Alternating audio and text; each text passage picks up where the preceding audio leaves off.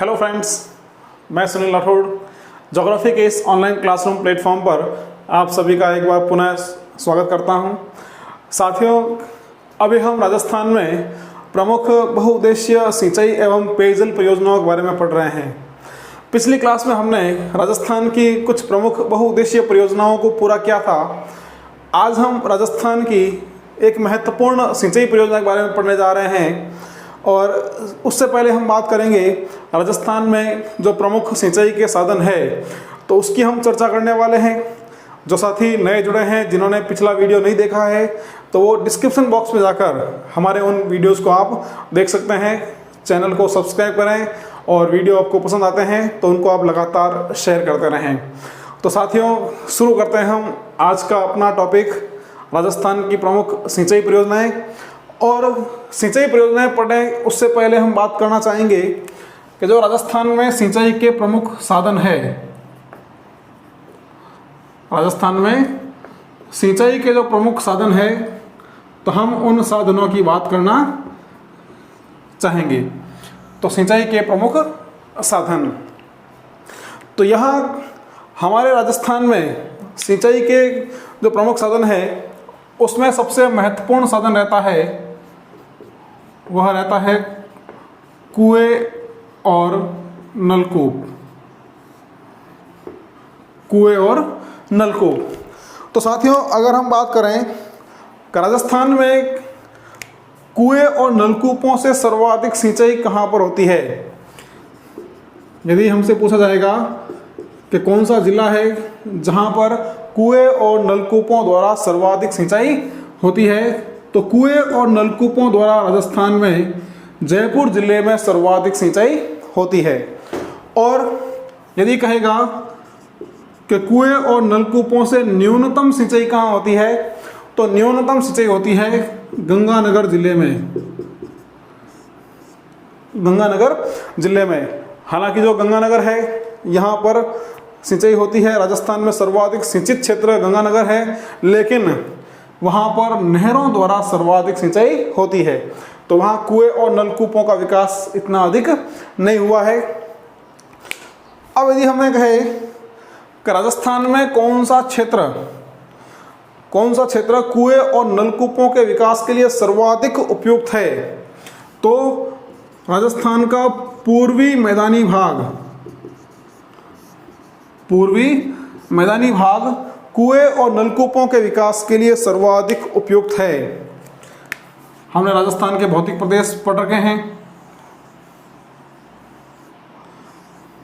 राजस्थान को हमने 4 भौतिक प्रदेशों में विभाजित किया है। तो जो पूर्वी मैदानी भाग है, इस मैदानी क्षेत्र में कुएं और नलकूप का विकास सर्वाधिक हुआ है। उसका कारण एक तो यहाँ पर वर्षा की मात्रा अधिक, दूसरा यहाँ पर नदियों का प्रवाह अधिक, जिसके कारण यहाँ पर भूमिगत जल स्तर काफ़ी ऊंचा पाया जाता है। साथ ही साथ जलोढ़ मिट्टी का क्षेत्र है, तो कुएं और नलकूपों का विकास यहाँ पर आसानी से हो सकता है। तो भूमिगत जल स्तर भी यहाँ काफ़ी ऊंचा है।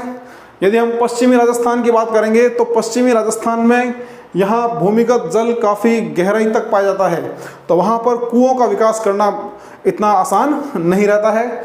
तो राजस्थान का जो पूर्वी मैदानी भाग है, ये कुएं और नलकूपों के विकास के लिए सर्वाधिक उपयुक्त है। सर्वाधिक उपयुक्त, कोई दिक्कत नहीं। हमने राजस्थान का जो पश्चिमी रेतीला मैदान पढ़ा था, जैसलमेर की हमने बात की थी। तो जैसलमेर में हमने बात की थी चंदन नलकूप की। चंदन नलकूप, तो चंदन नलकूप जो है इसे थार का घड़ा कहा जाता है। चंदन नलकूप इसे थार का घड़ा कहा जाता है। अब यदि हम बात करें कि राजस्थान की जो कुल सिंचित क्षेत्र है उसमें कुएं और नलकूपों का कितना योगदान रहता है, तो राजस्थान की जो कुल सिंचित भूमि है, कुल सिंचित भूमि या कुल सिंचित क्षेत्र का लगभग 67 प्रतिशत क्षेत्र कुएं और नलकूपों द्वारा सिंचित होता है। तो ये कुएं और नलकूपों द्वारा सिंचित क्षेत्र है। अब यहाँ पर कभी कभी कुछ वेरिएशन आ सकता है 1-2% का, तो ज़्यादा वेरिएशन नहीं है, 1-2% का वेरिएशन रहता है। आपको अलग अलग बुक में अलग अलग आंकड़े मिलेंगे, लेकिन जो वेरिएशन रहता है वो लगभग 67% के आसपास ही रहता है। तो राजस्थान में कुएं और नलकूपों द्वारा सर्वाधिक सिंचाई जयपुर जिले में है और सबसे कम सिंचाई गंगानगर जिले में है। और राजस्थान का जो पूर्वी मैदानी भाग है ये कुएं और नलकूपों के विकास के लिए सर्वाधिक उपयुक्त क्षेत्र है। चंदन नलकूप जो जैसलमेर में है, इसे हम थार का गढ़ा कहते हैं, और राजस्थान की जो कुल सिंचित भूमि है उसका 67% क्षेत्र कुएं और नलकूपों द्वारा सिंचित होता है। तो ये हो गया कुएं और नलकूप। इसके बाद एक और प्रमुख साधन रहता है सिंचाई का, वो रहता है नहरें। तो यदि हम बात करते हैं राजस्थान में नहरों द्वारा सर्वाधिक सिंचाई, तो नहरों द्वारा सर्वाधिक सिंचाई श्री गंगानगर जिले में रहती है, या श्री गंगानगर जिले में नहरों द्वारा सर्वाधिक सिंचाई कार्य किया जाता है। अब यहाँ पर न्यूनतम कोई जिला नहीं आएगा, क्योंकि राजस्थान के काफ़ी जिले ऐसे हैं जहाँ पर नहरों द्वारा सिंचाई का कार्य नहीं होता है। तो आप न्यूनतम वाला पॉइंट यहाँ छोड़ दें। फिर यदि हम राजस्थान के क्षेत्र की बात करें कि राजस्थान का कौन सा क्षेत्र है जहाँ पर नहर विकास सर्वाधिक हुआ है, तो एक तो राजस्थान का जो उत्तरी भाग है, राजस्थान का उत्तरी भाग, और एक उत्तरी पूर्वी भाग, ये क्षेत्र ऐसे हैं जहाँ पर नहरों का विकास अधिक हुआ है। हालांकि अभी राजस्थान के कुछ और क्षेत्रों में भी नहर विकास होने लगा है, लेकिन जो महत्वपूर्ण क्षेत्र है वो क्षेत्र उत्तरी राजस्थान और उत्तरी पूर्वी राजस्थान। इसका कारण क्या है? हमने राजस्थान की नदियाँ पढ़ी थी, और नदियों में हमने चंबल और माही, राजस्थान की केवल 2 ही नदियां हैं जो 12मासी नदियां हैं, और नहरों का जो विकास होता है वह नदियों के माध्यम से ही होता है। तो राजस्थान की जो अधिकांश नदियां हैं वह अधिकांश नदियां 12मासी नहीं हैं, केवल वर्षा काल में ही चलती है। तो यदि हम ऐसी नदियों से नहर विकास कर लें तो उसमें पानी की आपूर्ति वर्ष भर नहीं रह पाएगी। तो राजस्थान के उत्तरी भाग से और उत्तरी पूर्वी भाग से, जैसे हम उत्तरी क्षेत्र की बात करते हैं तो हिमालय क्षेत्र से आने वाली जो नदियां हैं, सतलज और व्यास नदियां, जिसमें पानी की आपूर्ति वर्ष भर रहती है। फिर हम यहाँ बात करते हैं तो हिमालय क्षेत्र से एक और नदी यमुना नदी यहाँ से निकलती है। तो ये नदियाँ जिसमें जल की आपूर्ति वर्ष भर रहती है, और ये राजस्थान के नज़दीक भी है। तो यदि हम इन नदियों से, इन नित्यवयी नदियों से यदि हम नहर विकास करते हैं तो उन नहरों में भी पानी की आपूर्ति वर्ष भर रह पाएगी। यही कारण है कि राजस्थान का जो उत्तरी क्षेत्र है और उत्तरी पूर्वी प्रदेश, ये नहर विकास के लिए सर्वाधिक उपयुक्त है। अब राजस्थान का जो कुल सिंचित क्षेत्र है, उस कुल सिंचित क्षेत्र का लगभग 30% क्षेत्र, लगभग 30% क्षेत्र नहरों द्वारा सिंचित रहता है। कोई समस्या नहीं। नहरों द्वारा सर्वाधिक सिंचाई कहाँ पर? गंगानगर में। क्षेत्र की हम बात करें कि किस क्षेत्र में नहरों का विकास अधिक हुआ है, तो उत्तरी और उत्तरी पूर्वी जो राजस्थान है यहाँ पर नहरों का विकास अधिक हुआ है। उसका कारण मैंने भी आपको बताया है। और राजस्थान की कुल सिंचाई का लगभग 30% क्षेत्र नहरों द्वारा सिंचित होता है। अब इसके बाद एक और साधन रहता है सिंचाई का, वह साधन रहता है तालाब। तो यदि हम बात करते हैं तालाबों की, तो राजस्थान में तालाबों द्वारा सर्वाधिक जो सिंचाई है यह होती है भीलवाड़ा में। तालाबों द्वारा सर्वाधिक जो सिंचाई है यह भीलवाड़ा में रहती है, और न्यूनतम तो काफ़ी जिले ऐसे हैं जहां पर तालाबों द्वारा सिंचाई कार्य नहीं होता है। यदि हम बात करते हैं कि इसके लिए उपयुक्त क्षेत्र कौन सा है, तो राजस्थान का जो दक्षिणी पूर्वी पठारी क्षेत्र है, दक्षिणी पूर्वी पठारी प्रदेश, तो यह इस तालाब निर्माण के लिए सर्वाधिक उपयुक्त है। और राजस्थान का लगभग 2 से 3% क्षेत्र, 2 से 3% क्षेत्र जो रहता है यह तालाबों द्वारा सिंचित होता है, यह तालाबों द्वारा सिंचित होता है। जैसलमेर में हमने बात की थी भौतिक प्रदेशों के अंतर्गत, तो जैसलमेर में जो खड़ीन है, जैसलमेर में जो खड़ीन है, यह खड़ीन सिंचाई का प्रमुख साधन है, सिंचाई का प्रमुख साधन है। जैसलमेर में खड़ीन जो हमने बात की थी, वर्षा जल को इकट्ठा किया जाता है और यह जैसलमेर में परंपरागत सिंचाई का एक स्रोत है, जल संग्रहण का एक तरीका भी है और सेकंड ग्रेड टीचर एग्जाम में पूछा भी गया था। जैसलमेर में सिंचाई का प्रमुख साधन क्या है, तो वह खड़ीन जो छोटी प्लाया झीलें होती है और ये भी एक तरह से तालाब का ही रूप होता है। तो जैसलमेर में जो है यहाँ खड़ीन द्वारा सिंचाई कार्य किया जाता है। उसके बाद सिंचाई का एक और साधन रहता है, वो रहता है झरने।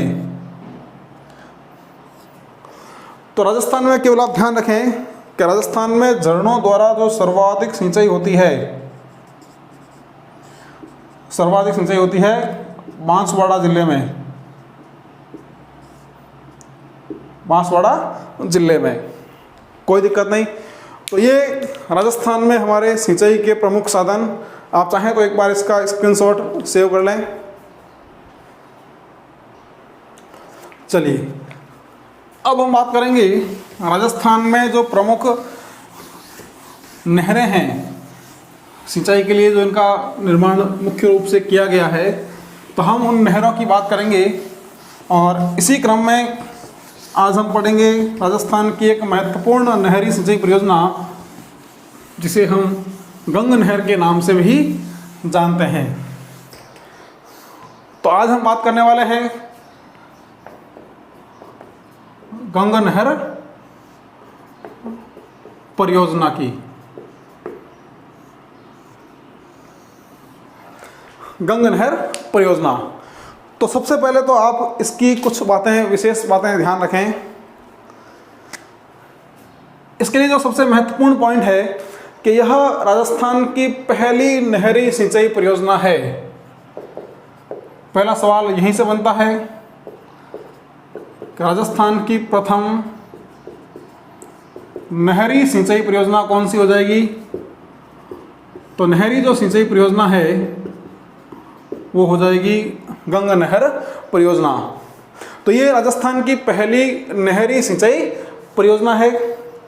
अब ये जो परियोजना है, इस परियोजना का निर्माण कार्य करवाया था बीकानेर के महाराजा गंगा सिंह ने, और उन्हीं के द्वारा इस नहरी सिंचाई परियोजना की आधारशिला भी रखी गई थी। तो इसकी जो आधारशिला की हम बात करते हैं, इसकी नींव की हम बात करते हैं, तो इस परियोजना की जो नींव है या आधारशिला है वह रखी गई थी 5 सितंबर 1921 को। 5 सितंबर 1921। और यह जो आधारशिला है किसके द्वारा रखी गई थी, यह रखी गई थी बीकानेर के महाराजा, बीकानेर महाराजा गंगा सिंह द्वारा। बीकानेर के महाराजा गंगा सिंह द्वारा इस परियोजना की नींव रखी गई थी, इसका शिलान्यास किया गया था और श्री गंगा सिंह के नाम पर ही इस परियोजना का नामकरण गंग नहर के नाम से किया गया था। तो ये बात हमने कर ली कि राजस्थान की पहली नहरी सिंचाई परियोजना है। इसकी जो आधारशिला है यह 5 सितंबर 1921 को बीकानेर के महाराजा गंगा सिंह के द्वारा रखी गई। अब महत्वपूर्ण ये आता है कि ये जो नहर है, यह नहर कहाँ से निकाली गई है। तो देखें,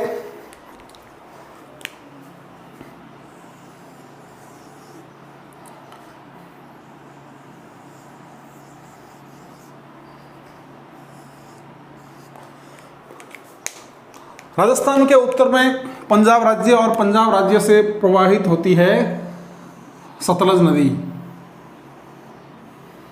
नदी कौन सी हो जाएगी?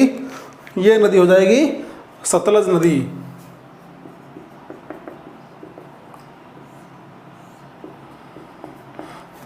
तो ये जो नहरी सिंचाई परियोजना है गंगा नहर, यह गंगा नहर परियोजना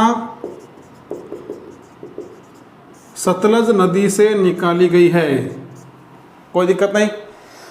अब सतलज नदी पर पंजाब का एक स्थान है फिरोजपुर, और फिरोजपुर के निकट एक स्थान है जिसका नाम रहता है हुसैनी वाला। हुसैनी वाला, तो हुसैनी वाला कहाँ पर? हुसैनी वाला पंजाब में फिरोजपुर के निकट। तो इसी हुसैनी वाला नामक स्थान से गंगा नहर निकाली गई है, और यह गंगा नहर जो है यहाँ से 129 किलोमीटर चलते हुए, ध्यान रखना 129 किलोमीटर चलते हुए यह नहर राजस्थान के गंगानगर में पहुँचती है। एक स्थान रहता है यहाँ पर गंगानगर का जिसका नाम है खक्खा। खक्खा, खक्खा कहाँ पर? यह रहता है श्री गंगानगर जिले में, जहाँ से यह नहर राजस्थान में प्रवेश करती है। और गंगानगर का ही एक स्थान है जिसका नाम है शिवपुर हेड वर्क्स या शिवपुर हेड। तो इस शिवपुर हेड वर्क्स तक आकर यह नहर समाप्त हो जाती है। तो ध्यान रखना, हुसैनी वाला जो है, अब सतलज नदी से इसका उद्गम हो गया या नहर निकली गई है। स्थान या इसका उद्गम स्थान की बात करें हम, उद्गम स्थान, तो इसका जो उद्गम स्थान है यह हो जाएगा हुसैनी वाला। हुसैनी वाला, हुसैनी वाला कहाँ हो जाएगा? ये हो जाएगा फिरोजपुर पंजाब, कोई दिक्कत नहीं। अब हम बात करें राजस्थान में कहाँ से प्रवेश करेगी, तो राजस्थान में ये प्रवेश कर रही है, स्थान का नाम हो जाएगा खक्खा। खक्खा कहाँ हो जाएगा? ये हो जाएगा श्री गंगानगर। तो इस स्थान से राजस्थान में प्रवेश कर रही है। अब राजस्थान में इसका जो अंतिम बिंदु रहता है, अंतिम बिंदु, तो इसका जो अंतिम बिंदु है यह रहता है शिवपुर हेडवर्क्स। शिवपुर हेडवर्क्स भी कहाँ पर? ये हो जाएगा श्री गंगानगर में। तो यहाँ तक इसका जो है विस्तार है। अब अगर हम बात करें इस नहर की लंबाई की, इस नहर की कुल लंबाई की, तो कुल लंबाई की बात करेंगे तो इसकी लंबाई रहती है 129 किलोमीटर। 129 किलोमीटर। अब इस लंबाई में से कुछ भाग इसका पंजाब में है, कुछ भाग इसका राजस्थान में है। तो हम बात करते हैं कि राजस्थान में जो है, राजस्थान और पंजाब में इसकी लंबाई कितनी है। तो पंजाब में इसकी लंबाई 112 किलोमीटर रहती है, और राजस्थान में इसकी लंबाई मात्र 17 किलोमीटर रहती है। लेकिन उससे आगे ये जो नहर है, राजस्थान में इसकी लंबाई 17 किलोमीटर, और वहाँ से फिर सिंचाई कार्य के लिए इससे वितरिकाएँ और शाखाएँ निकाली गई है। तो राजस्थान में लंबाई इसकी 17 किलोमीटर। अब नहर का जो निर्माण कार्य है यह 1927 में पूर्ण हो गया, और पूर्ण होने के बाद जब इस परियोजना की शुरुआत की गई या शुभारंभ किया गया, तो भारत के तत्कालीन वायसराय थे लॉर्ड इरविन। तो ये तो हमने बात की थी इस परियोजना की आधारशिला की। तो आधारशिला रखी गई थी बीकानेर के महाराजा गंगा सिंह द्वारा 5 सितंबर 1921 को। लेकिन जो परियोजना का शुभारंभ है, यानी अब इसका जो उपयोग होने वाला है, वह उपयोग कब से शुरू होने वाला है, तो परियोजना का शुभारंभ कह सकते हैं या उद्घाटन हम कह सकते हैं। तो इसका जो उद्घाटन है यह किया गया था 26 अक्टूबर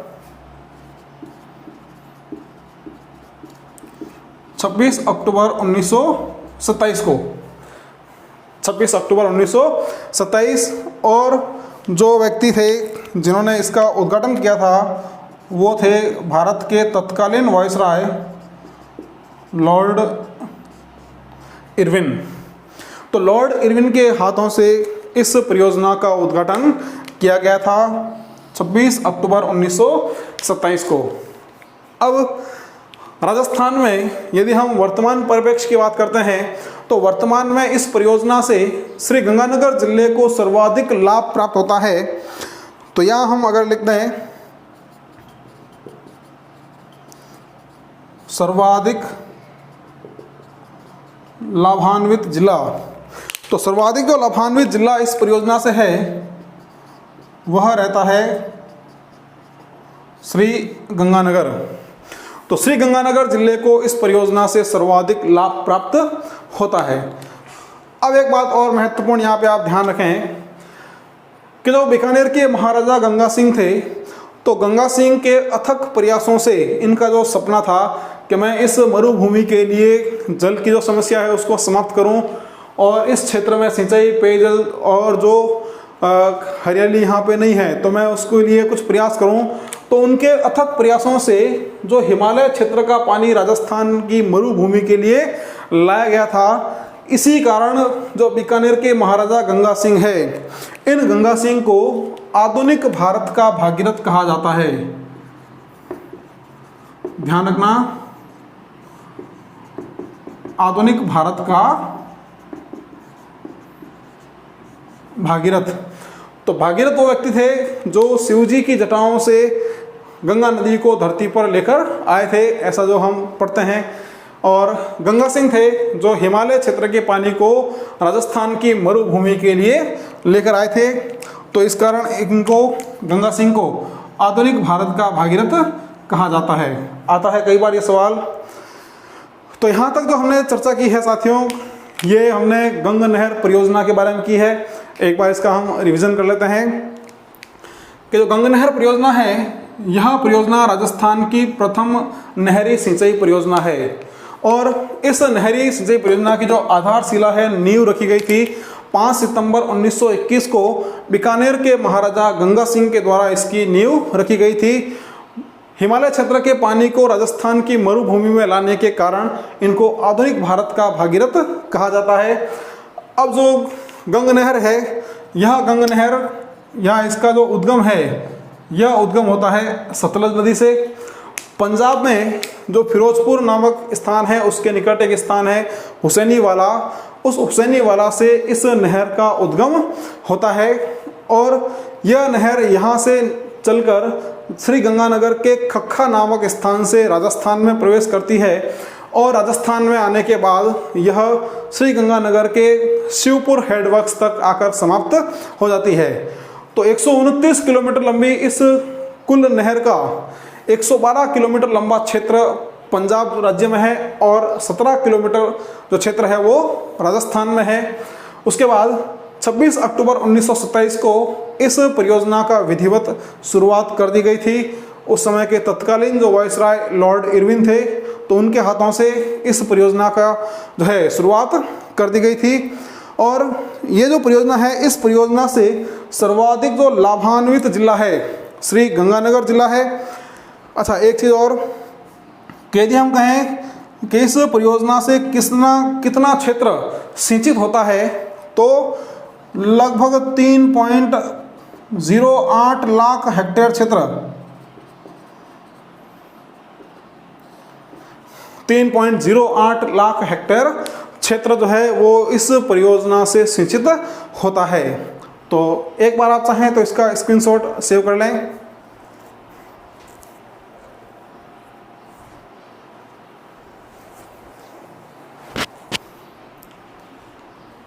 चलिए, तो साथियों, आज की जो महत्वपूर्ण चर्चा हमारे हुई है, उस चर्चा के अंतर्गत हमने राजस्थान की एक सिंचाई परियोजना गंगा नहर परियोजना के बारे में बात की है। आने वाली जो क्लास है वो क्लास काफ़ी महत्वपूर्ण रहने वाली है, क्योंकि उस क्लास में हम बात करने वाले हैं राजस्थान की एक और महत्वपूर्ण सिंचाई परियोजना इंदिरा गांधी नहर परियोजना से, जहां से आपको लगभग सभी एग्जाम्स में एक सवाल आसानी से मिल जाता है। तो काफ़ी महत्वपूर्ण क्लास वो रहने वाली है। आप इन क्लासेस को रेगुलर देखते रहें, इनको बिल्कुल भी मिस नहीं करें। बाकी जो वीडियो हमारे बन रहे हैं उन वीडियो को आप शेयर करते रहें अधिक से अधिक मित्रों तक। इस चैनल को आप सब्सक्राइब करते रहें, अधिक से अधिक मित्रों तक पहुंचाकर उन्हें भी इस क्लासरूम का फ़ायदा आप पहुंचा सकते हैं। जो घर बैठकर अपनी तैयारी कर रहे हैं उनकी तैयारियों में छोटा सा अंश हमारी तरफ से भी आप करवाने का प्रयास करें। तो अगली क्लास के साथ बहुत जल्द हम फिर मिलने वाले हैं। तब तक के लिए बहुत बहुत धन्यवाद। Thank you.